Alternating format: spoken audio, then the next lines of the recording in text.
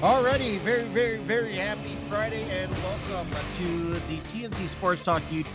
My name is Justin, and today is May 8th of 2026. We have made it to another week, first official week in May is down, out of the way. We got a really busy schedule for you today. Today, we're going to focus on WWE Backlash. I want to be honest with you guys for a moment. I feel like there has been a distraction here in recent weeks, primarily lingering towards the WWE spring releases. Understanding the new direction, this kind of direction that TKO takes, and trying to understand how it may shift the dynamic over the WWE.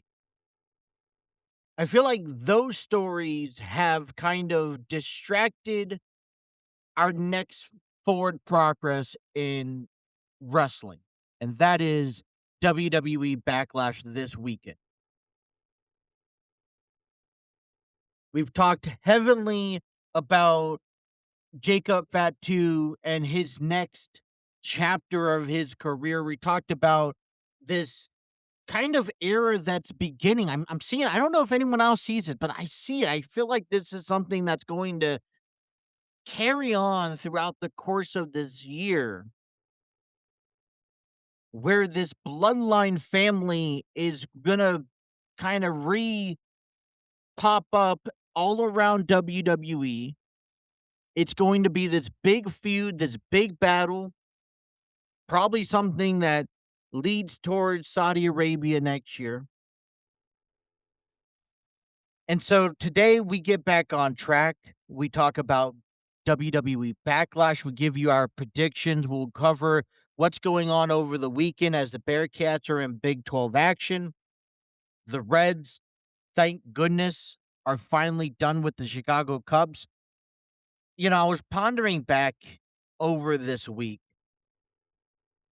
and the road series that we went out on to Pittsburgh and to Chicago. And I was just thinking to myself, what series out of those two was more dreadful to watch? Was it surely going into Pittsburgh or was it going into Chicago? And I was thinking to myself, and I was told myself that going into Chicago was a bit more gruesome than dropping two, well, if not all three games, a matter of fact, to the Pirates. Maybe because we already had a taste of what the Pirates did to us a month ago. Maybe because going into Chicago, we already lost three in a row. They were in second place. We were in first place at the time, at the beginning of this series. And each game resulted, we had the lead in each game at some point, if not tied it. And we ended up losing. And it was a 4-game series. So when Monday and Tuesday just ends in the same fashion, Wednesday concludes the same way, you're just thankful to get out of there. I'm thankful to get out of there. So we'll get you guys ready for the weekend series against Houston. They also have a day off on Monday, which will be the first day off in nearly 2 weeks that the Reds will have. Thank goodness. And then they also, I believe, if I'm not mistaken, I could check the schedule at the time, but I think we're hosting the Nationals afterwards. So the conversation is going to lead itself at the time in the segment of this hour. But I want to kick things off with understanding today's episode. And before we could get into SmackDown previews, before we could get into WWE Backlash predictions, let's get to Backlash match card and what you need to know heading into this event. Now, this is the first PLE post WrestleMania. So I consider this is the Fallout PLE of WrestleMania. Um, it's going to take place in Tampa. 5 matches are scheduled for the event. Um, it's going to be happening at the Benchmark International Arena. And the main event advertised is the World Heavyweight Championship match between Roman Reigns and Jacob Fatu. Family dispute and a battle as Roman Reigns defends his title against his cousin. That is the first match. The Samoan werewolf believes that he must win the World Heavyweight Championship. Roman Reigns wants Jacob Fatu to acknowledge him. A match that I really wanted to see at WrestleMania, but we didn't, and we'll see it here on Saturday, is Seth Rollins taking on Braun Breaker. Braun Breaker returns at WrestleMania, costing Seth Rollins his match with Gunther. Now, after 6 months from adopting and mentoring Braun and Bronson Reed, Braun Breaker and will go one-on-one with Seth Rollins. We see a triple threat. I think is it triple threat match?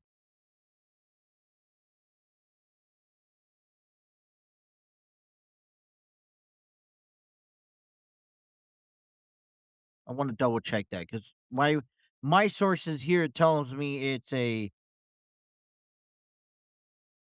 triple threat match.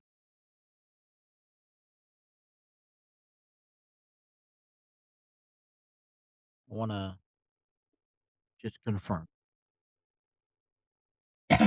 It's just a one-on-one. So I don't know where my sources got a triple threat match because the what I'm reading here is Trick Williams taking on Sami Zayn and Carmelo Hayes for the United States Championship. But to clarify, that Trick Williams is kind of having a rematch with Sami Zayn, who won the title off of Sami at WrestleMania. Then we have Io Sky versus Asuka. A lot of history between these two females.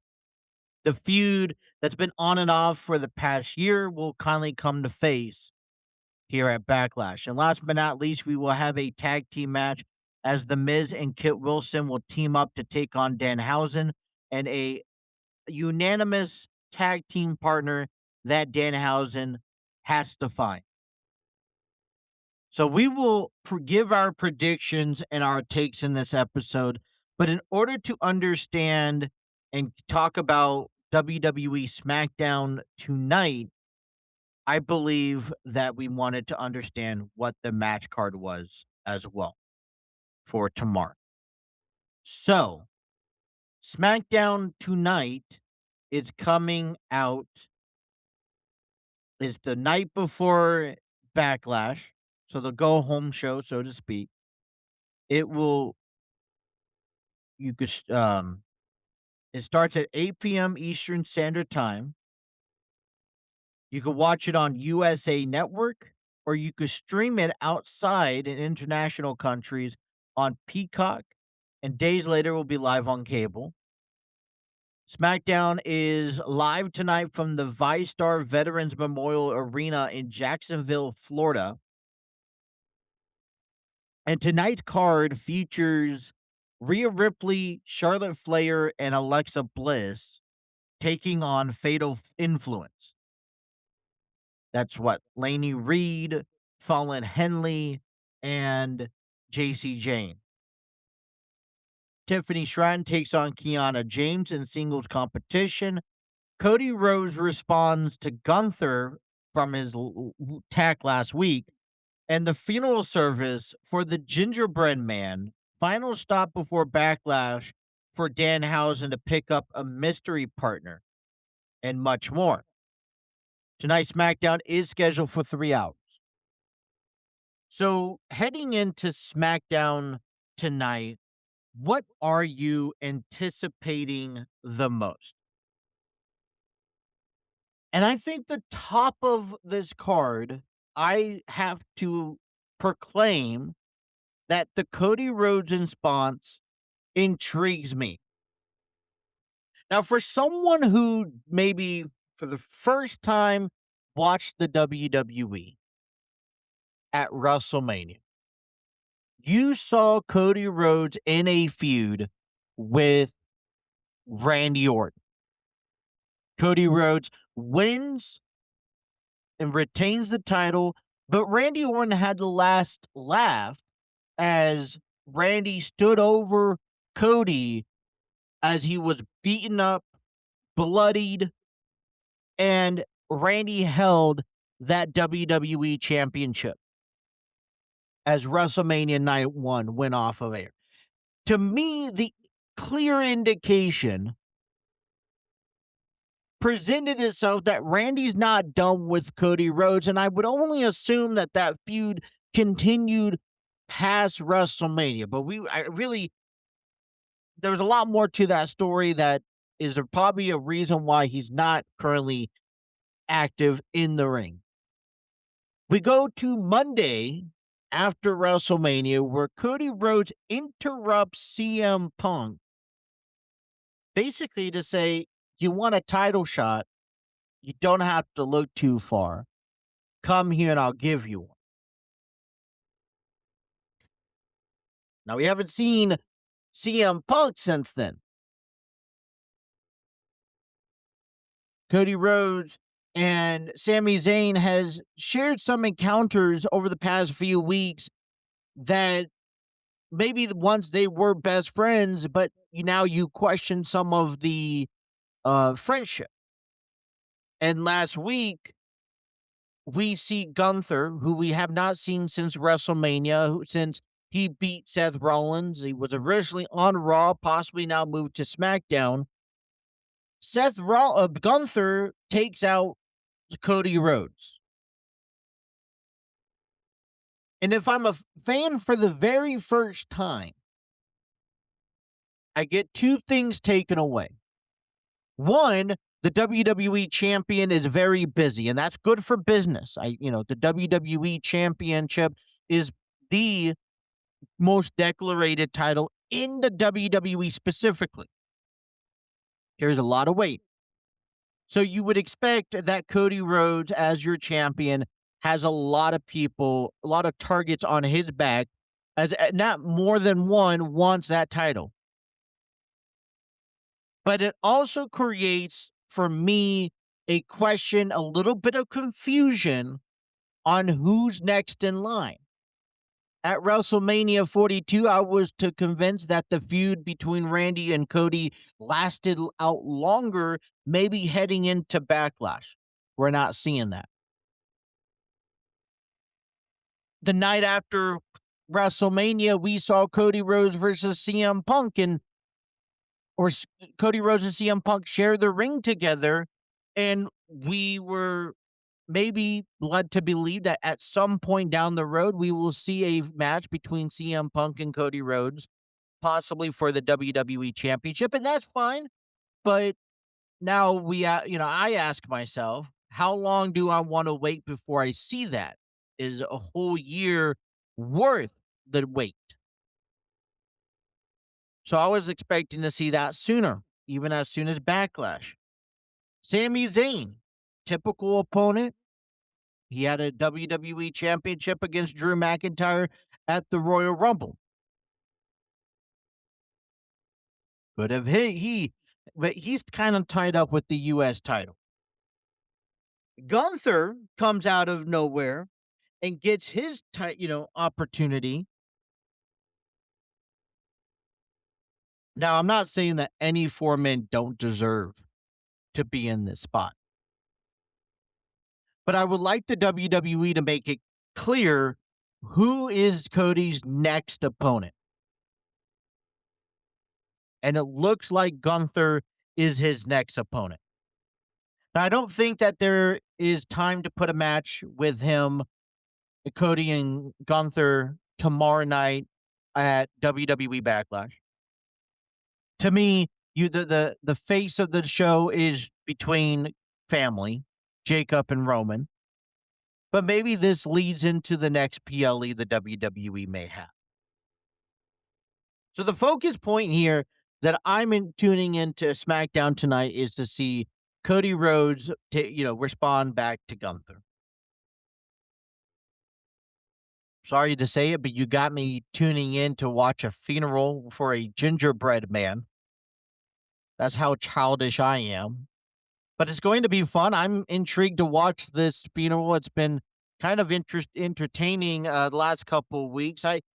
Really thought that last Friday when Sami Zayn had the gingerbread man out and he was in the bodysuit, that someone was going to be in it and you know, we're paying the price. And then it's fun, Danhausen is going to get his first PLE match of his WWE career. And now he's in search for a tag team partner. That could run wild, as I'm assuming, I could only presume that we will see Danhausen run through the locker room, maybe finding a partner. But just the comical stints that he brings to the table is fun to watch. Rhea Ripley, Charlotte Flair, Alexa Bliss taking on the Fatal Influence tonight, I think is a really big match. I think this is a big match for Fatal Influence to make their mark, to lay their path out there on SmackDown. I understand the WWE tries to, how do I best put this? They try to re-image talent coming from the NXT roster to the WWE. And sometimes it just doesn't work. And sometimes you need that momentum to elevate yourself at the WWE level. I think that for me, when they called up Trick Williams or even Carmelo Hayes, who was on a hot roll at NXT, and then I get it. He's maybe at the top of the NXT roster, but now he's at the bottom of the WWE roster. All that momentum loses control. I'm not one who particularly watches NXT on a weekly basis. I do try to keep myself well informed about at least what's going on and who we could possibly see get called up at some point. So I know who Ethan Page is. Plus, if you watch wrestling outside the WWE, you know who some of these talents are.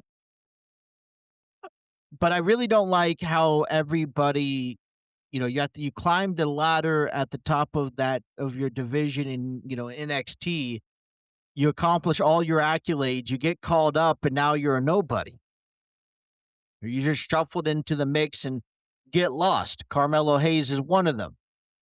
Fatal Influence, I think, has a really golden opportunity to demonstrate and showcase to the entire WWE universe just what they are about.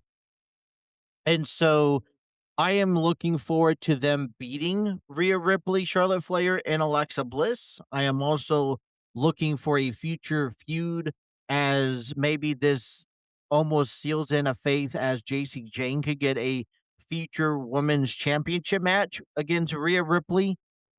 So this is a match that you also kind of, this is a match I'm paying attention to because I'm also looking at it as, does Fatal Influence have what it takes? They obviously shown us what they could do at the NXT level, and they were great, phenomenal.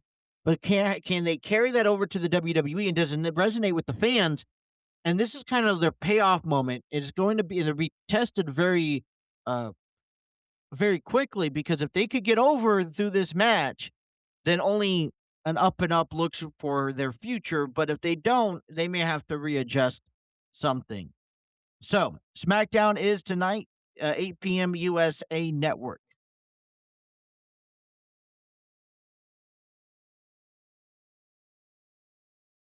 All right. Let's talk about the elephant in the room here and switch our conversations over to Major League Baseball. Want to talk about the Cincinnati Reds. They went out to a 7-game series. They had they have a 13-game series here. And things went south very quickly for Cincinnati. So 13, is it 13? Yep. 13 games in a row. A very tough stretch. If you think about it, you look back in the month of April, maybe Tampa, maybe Detroit, sure, where they took the series from both of them. Otherwise, they really haven't played any team worth of value. And that's not to lead out to disrespecting the Boston Red Sox, the Rangers, the Marlins, the Angels, the Giants, the Tigers, the Rockies. But we knew heading into this stretch that this is going to really show us where we are at. And we failed. I think it's a clear indication that we have a lot to work at. Now, look, it comes at the expense of Emilio Pagan going down with an injury. It comes with the expense of Brandon Williamson, who is taken out early, gets put on the IL. Now he's on the 60-day IL due to shoulder fatigue. We also learned yesterday that Brett Lauder is not doing so great. Want to see what the transactions had there. He was removed early. MRIs is going to be. We're still waiting on MRIs today. I almost ask myself if we put too much on two players that were coming off of injuries. Everything that did and went wrong over the last 7 games. We gave up double-digit games. We gave up. There's been games where we didn't score at all. There's games where we led into the 9th inning and gave up the lead. Where there's games where we took it to the extra innings and still lost. Injuries that came with it almost makes you ask yourself, makes you doubt yourself as a Cincinnati Reds fan. There are some positive things that could take away.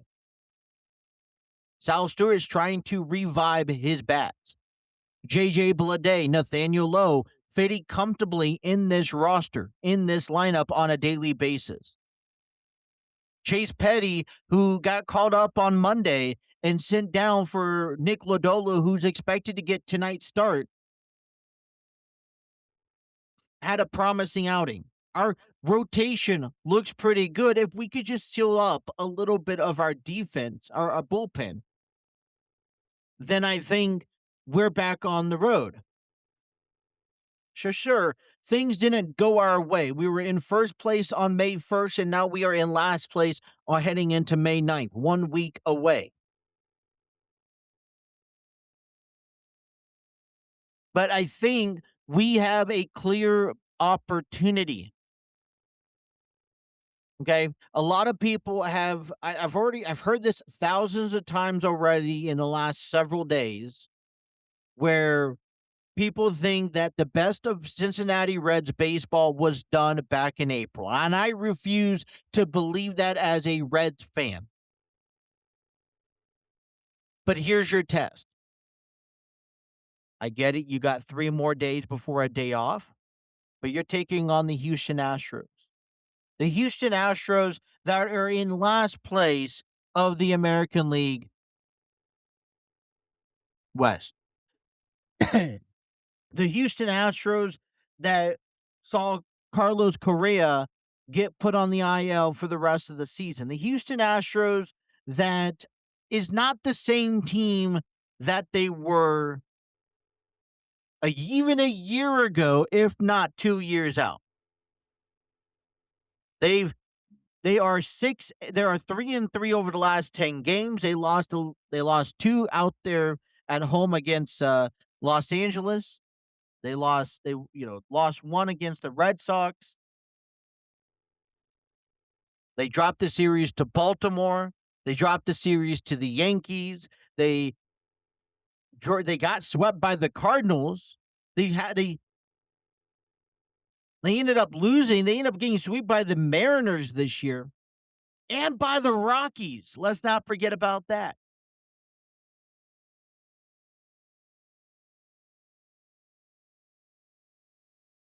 This Houston Astros team went 2 for 6 or 2 for 4 against the Colorado Rockies, who are in last place. So if there's any part of this season where we can sit here and say it's a good time to really show up and show out, to say that to put everyone in their place over this past week where they're telling us that we can't hang around.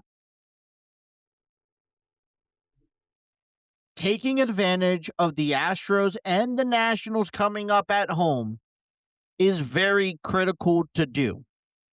I'm not saying we have to take 6, but we should take at least 4.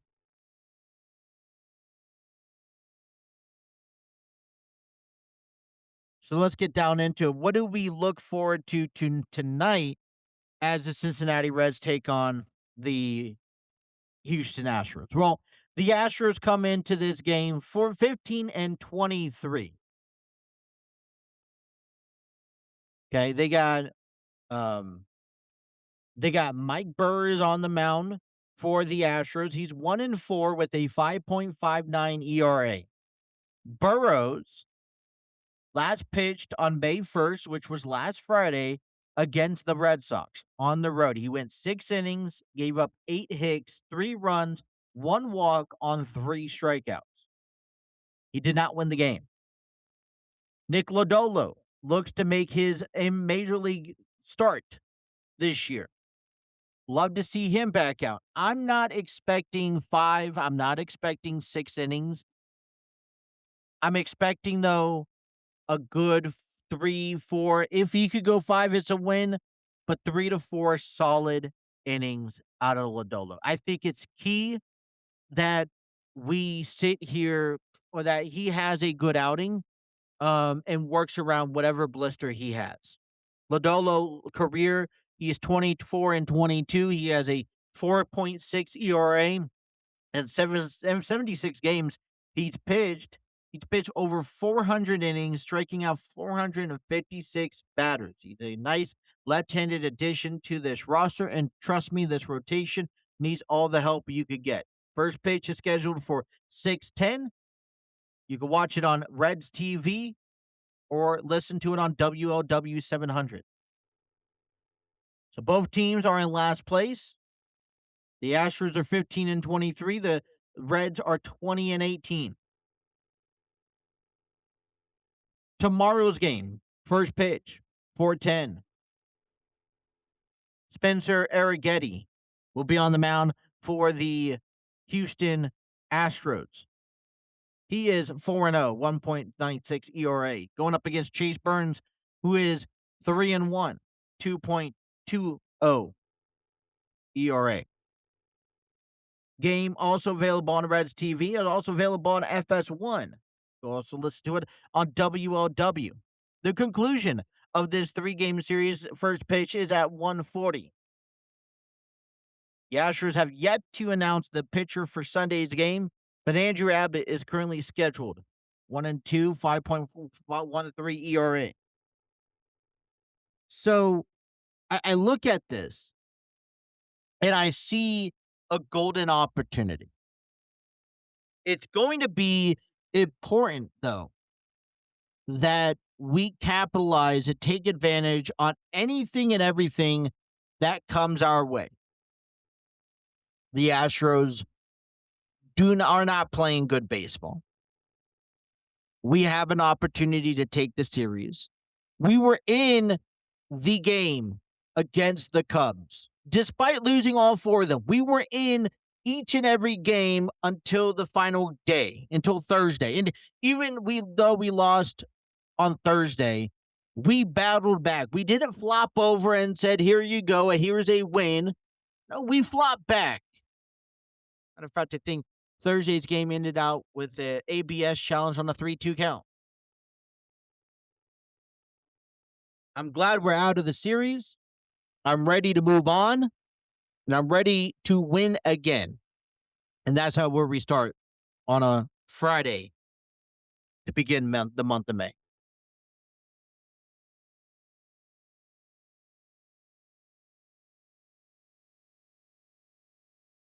You know, the National League is in full swing this weekend. The Cardinals beat the Padres 2-1 yesterday. Final score. Pirates beat the Diamondbacks 4-2 yesterday as well. It was a lot of baseball, and it's going to continue here tonight. The Pirates are over in San Francisco. That first pitch is at 10:15 p.m. We also will see the Cubs and the Rangers begin a 3-game series at 8:05 in Texas. Milwaukee's home hosting the New York Yankees tonight. First pitch 7:40, and the special TV game tonight at 9:45, game 2 of a 4-game series between the Cardinals and the Padres, available on Apple TV. You know, like I always like to do, just kind of glance at what other series going on this weekend. And one that pops out for me instantly has to be the Braves, and it has to be the Dodgers. The Braves have the best record of baseball, 26-12. The Dodgers aren't too far behind them at 23-14. And so this is going to be a fun game. It's going to be a fun series. And that one begins tonight, 10:10, tomorrow, and then Sunday at 4:10. Sunday Night Baseball available on Peacock tonight, Sunday, as the Detroit Tigers takes on the Kansas City Royals in an American League Central showdown. Watch the game on Peacock. So what series are you guys looking into when it comes down to this baseball season?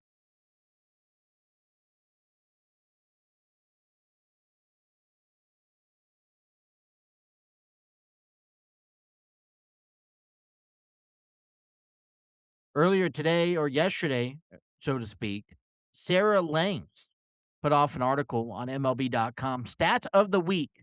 Ms. M&M's Makey's making history. I'd like to share a little bit of that because I feel like the Cubs were a part of some of that as a team. Let's look about individual statistics. Nobody beats the Miz. Jacoby Mizorowski was back on it on Friday with a high velocity. He threw 43 pitches at 100 miles an hour or faster, the third most by a pitcher in a game under pitch tracking 2008. Behind 47 of Hunter Green of September 17th, 2022, 44 is Green set March 30th of 2023. Mizorowski has 18 career pitches of at least 102, including the playoffs.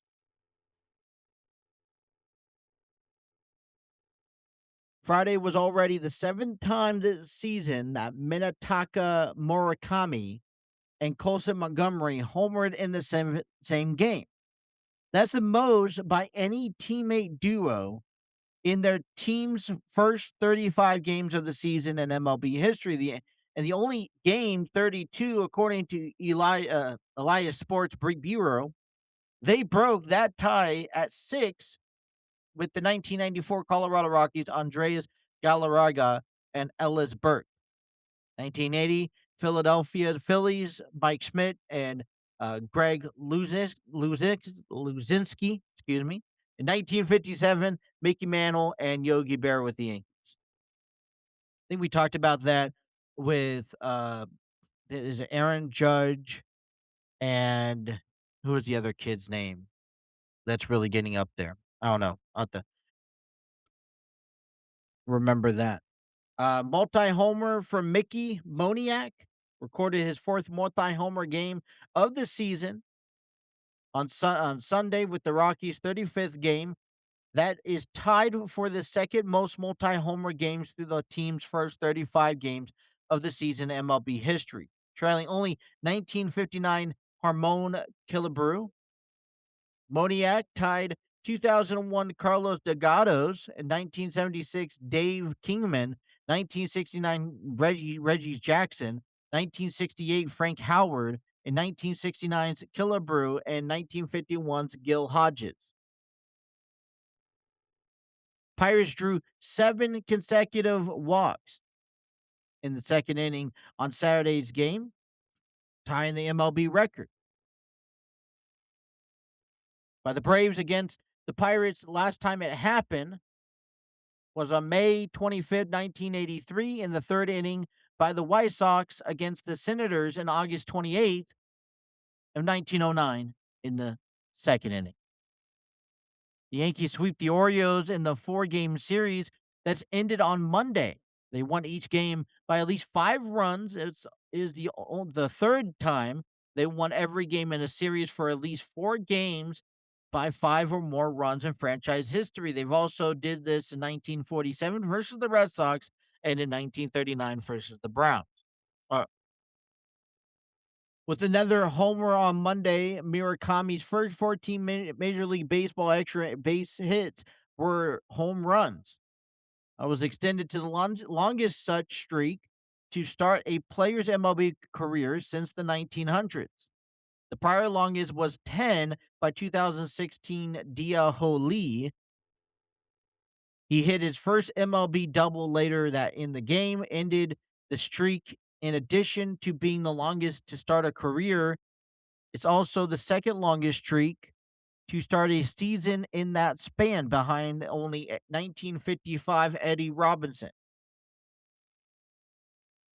Shohei Ohtani makes his 6th pitching start of the season on Tuesday, which was which was also his 20th with the Dodgers. He has a 2.04 ERA in his starts with the Dodgers and is the third lowest through a pitcher's first 20 starts with the franchise since the earned runs became official in the National League in 1912. He trails the 1915-1916 Larry Chinley with the 1.37 and a 1918 Burleigh Grims of 1.73. The Rays allow 3 runs or fewer in 13 consecutive games before finally allowing 4 runs on Tuesday. That is tied with the 2022 Astros, 2014 Mariners, 2013 Royals, and 2002 Diamondbacks. For the second longest season streak in the wild card era since 1955. Only the 2010 Giants had 18 straight longer run than that span. The Cubs won their first 3 games of this series against the Reds in walk-off fashion. It was the fourth time they won 3 consecutive games in a walk-off against the same opponent in franchise history. They also did this in 1943 versus the Giants, 1932 versus the Giants, and in 1932 versus the Braves. Matt Olson has played to 820 consecutive games entering Friday, dating to May 2nd of 2021. His streak is the 11th longest in MLB history. The only other streak of that at least 700 consecutive games to begin in the division era since 1969.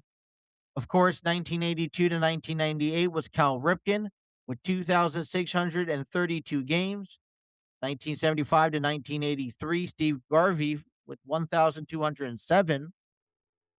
2000 to 2007, Miguel Tejada with 1,152. 1978 to 1983, Pete Rose with 745.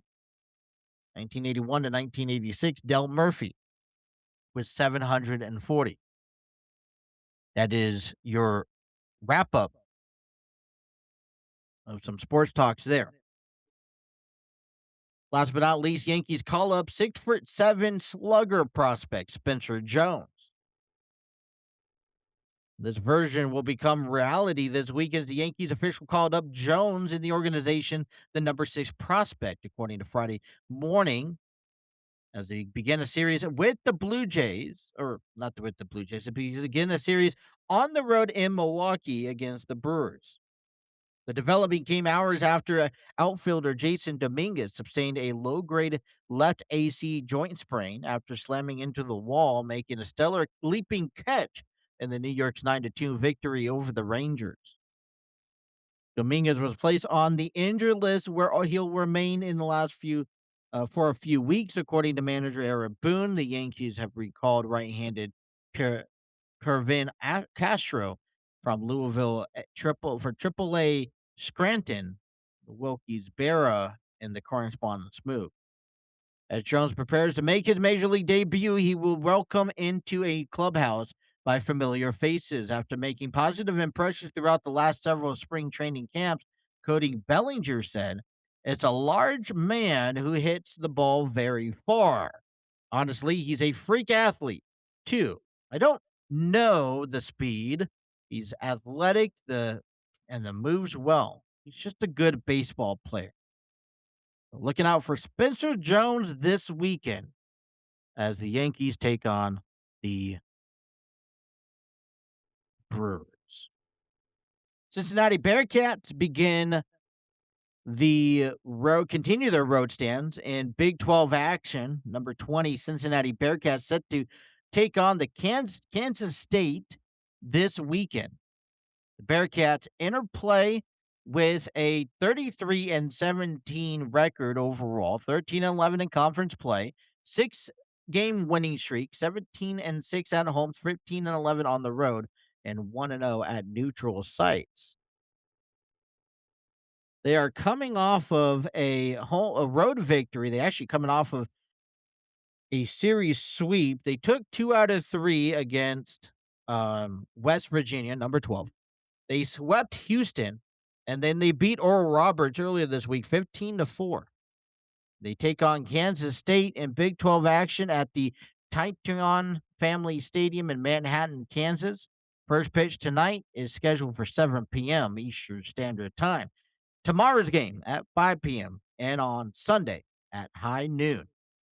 Check out Cincinnati Bearcats or follow them at Ghosts Bearcats Baseball on social media.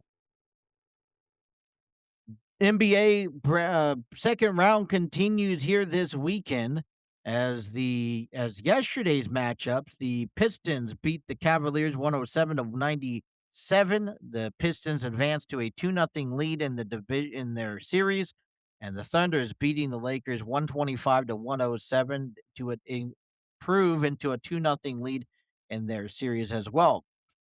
Tonight's game, both games are on Amazon as the tip-off between the New York Knicks and the Philadelphia 76ers begin at 7 p.m. The Knicks lead the series 2-0. At 9:30, we will see the San Antonio Spurs take on the Minnesota Timberwolves. The series is split 1 apiece. Tomorrow on NBC at 3 p.m., the Detroit Pistons on the road to Cleveland at the Rocket Arena in Cleveland, Ohio for game number 3.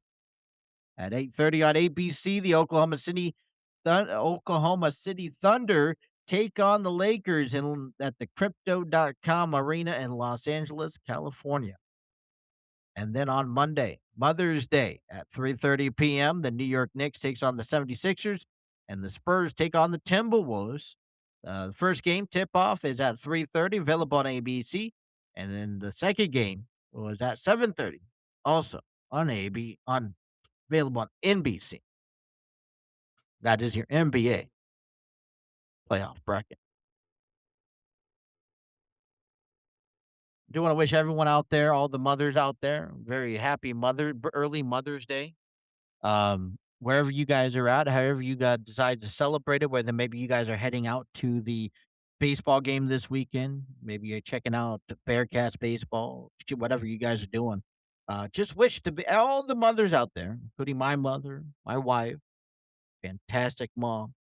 What a they my mom, for example, man, she has raised me through and through. Um, I talk to her every day. One of the fortunate things that I have come to realize, kind of realize in my as I hit my 30s, talking to my mother every day, just it doesn't matter what we're talking about, whether it's good or for bad. Um, it's always out there to have that conversation and be able to just be in the presence. She lives out there in San Diego. We're 2,000 miles apart. um, there's been moments where we've had scares in the past, and so it's important that I make the most out of it. You know, to my wife, mother of my son, uh, she's a mother figure at my house, specifically to my other kids as well, and she's been phenomenal. Can't tell you the journey that she's been on, from the beginning, what she's had to overcome, how she's improved a lot. Our journey and our relationship has grown so much, and not every day is a positive day. Sure, I get that. Um, but just watching her be a mother, watching her do the unthinkable things, the things that anyone else sits there and complains or sits there and thinks that they can accomplish it, she puts in the back burner. Um, she really steps out and gives her best, puts herself last in every situation. And, she's a great wife, great woman, great mother. She just the watching her and my son grow because of the things that not just we do, but the things that she does and the way that she impacts his life, and just seeing that means so much to me. And so here is my early happy Mother's Day out to my wife, out to my mom herself, out to my grandmother, all the mothers out there. I absolutely wish the best of the best. Hopefully your day is filled with that whatever you please it to be filled with. And um, yeah, I hope you guys enjoy a wonderful weekend. WWE Backlash is this Saturday. And I want to go ahead and just kind of give you my predictions on what I think is going to transpire. Now, I want to start off with Trick Williams and Sami Zayn. The only reason why I am hooked onto this match is because of the gingerbread man. The funeral tonight is going to be sentimental. But to me, Sami Zayn was always someone in this story to put over Trick Williams, to kind of give Trick Williams the spotlight at an expense of Sami Zayn's the one who can give over or put somebody over. Sami Zayn's done it's done a phenomenal job.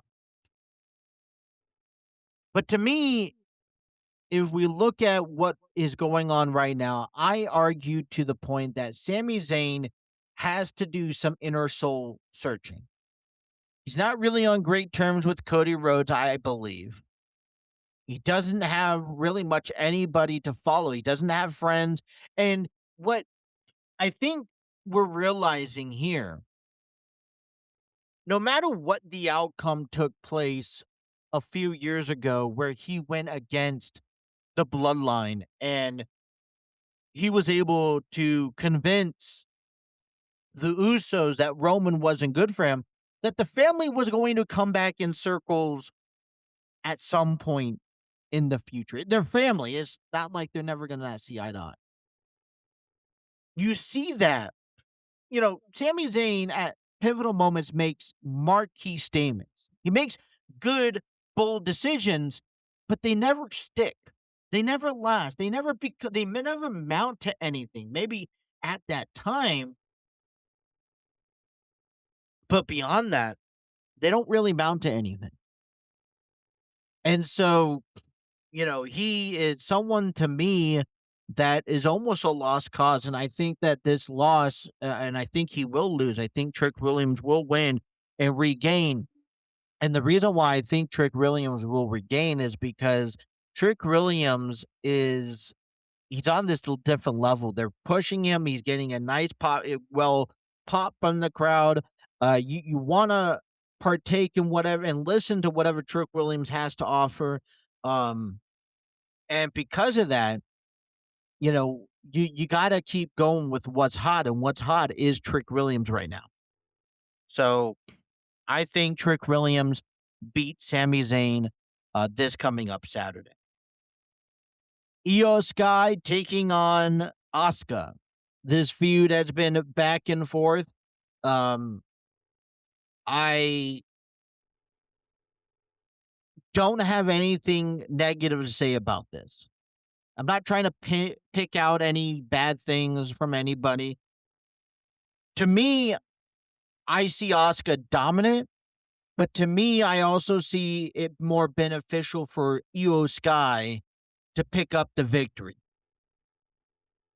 I think Io Sky winning gets her back into the main event picture of the women's division. Asuka, whoever wins, I think gets a push in the women's division. But I think Io Sky benefits better from winning this match over Asuka. Seth Rollins versus Braun Breaker. This is so to me, WWE Backlash is kind of where the WWE is going to start feuds for SummerSlam. And who do you see needing that push heading towards the midst of 2026? Braun Breaker just came back from injury. He's been nothing but dominant. He's been powerful. He's been an explosive figure. And he's on this verge of, hey, I'm taking Seth Rollins out.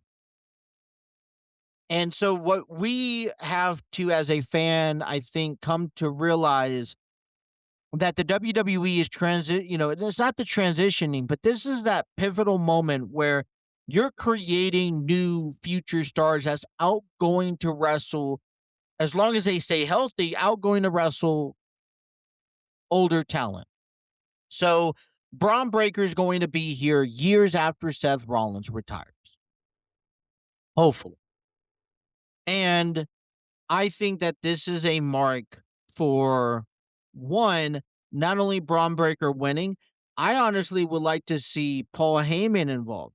You see, Seth Rollins has put a target on Paul Heyman's back, taking him out week in and week out. This is a chance to see Paul Heyman screw Seth Rollins over, just like Paul Heyman has screwed CM Punk and Roman Reigns. So I think this is going to be carnage. Matter of fact, probably just as carnage as the main event match, but I have Braun Breaker winning.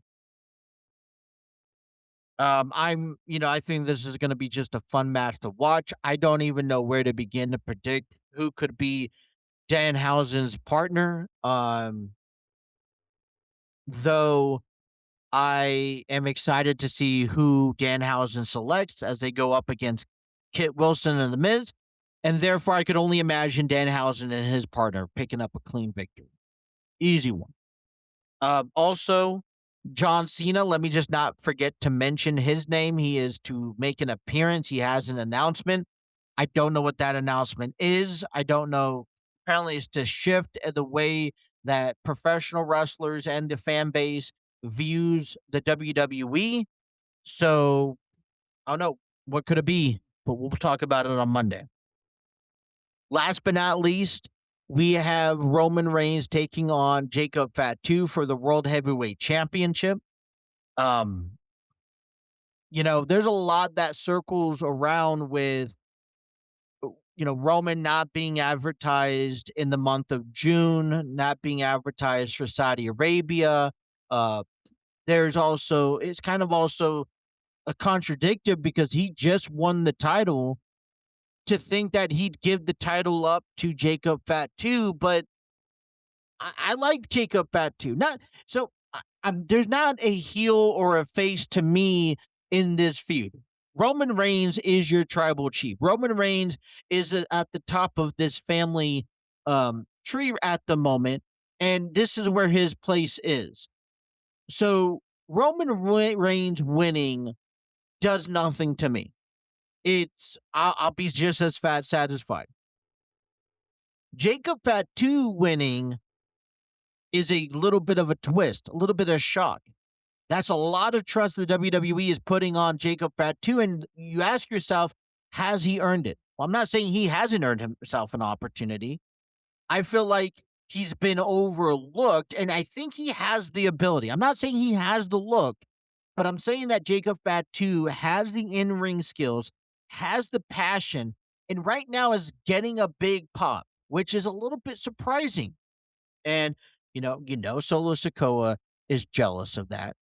Jey Uso's thinking, well, maybe that should be me again. I was up there. No one else other than me, who broke away from the family to go have a success singles career, should have that opportunity. And so you're kind of creating these dark clouds around this family but with the momentum that Jacob Fatu had coming out of WrestleMania, you almost ask yourself, well, how come he shouldn't win?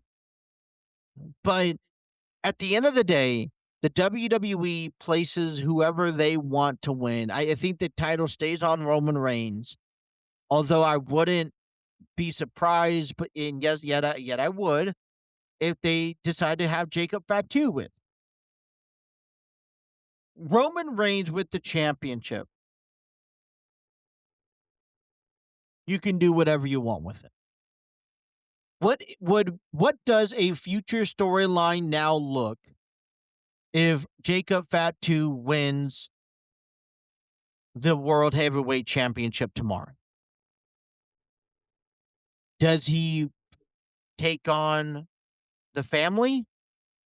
Does he re-spark a feud with Solo Sikoa? And do we want to see that? And that battle, though, will always be there, as his every challenger that steps up, Jacob Fatu is going to have to prove himself. And that's what I like most about this, and that's what I want to see, is that I wanted to sit on edge every championship match and say, can he win? Or is this an easy win? With Roman Reigns, you almost say that every opponent that steps up, because they're not bigger and better, and there's only one that's bigger and better, and that's Oba, and they're keeping him as far away as possible. But the only reason, you keep the title on Roman, and you kind of go into it saying, you know what, Roman's not going to lose. It's not going to happen. But if you shift the conversation to Jacob Fatu happening, I think you create a more logical competition to the WWE and the following opponents. I think you open up a lot of extra opponents becoming available at the use of the dispense. And that could create a lot more better conversations for the company. But it's hard to see. And until the WWE proves me wrong, it's hard to see Roman Reigns losing the title to Jacob Fatu. Everything builds up towards it, but we'll have to actually wait and see. I have Roman Reigns win, unfortunately. That is all the time I have for you guys today. I want to thank everyone for tuning in today. Appreciate everyone's support throughout the week. Please hit that like, share, and subscribe button. Have those notifications on so you don't miss a single episode. Be sure to follow us on our social media. We're on Facebook, TikTok, Twitter, Instagram, and take us on the road with you by downloading us at the TNC Sports Talk on our audio platforms. We're on Spotify, Apple Podcasts, Google Podcasts, iHeartRadio, and so much more. Appreciate everyone's support throughout the week. We'll be back Monday at high noon, from noon to 1 tomorrow, Monday. to talk all the sports, recap Backlash, and recap what the Reds have done over the weekend as they get ready to take on the Houston Astros. But that is all the time I have for you guys today. And until Monday, you guys have a wonderful rest of your week and happy Mother's Day. Take care.